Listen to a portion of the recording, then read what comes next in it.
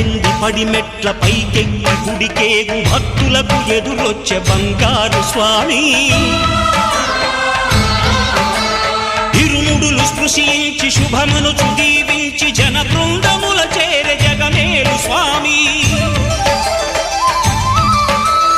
తన భక్తులొనరిల్చు తప్పులకు తడబడి ఒక పక్క ఒరిగెన ఓంకారమూర్తి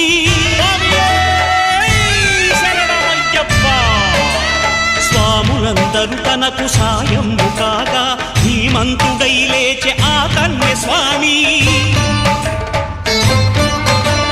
పట్టబంధము వీడి భక్తతతికై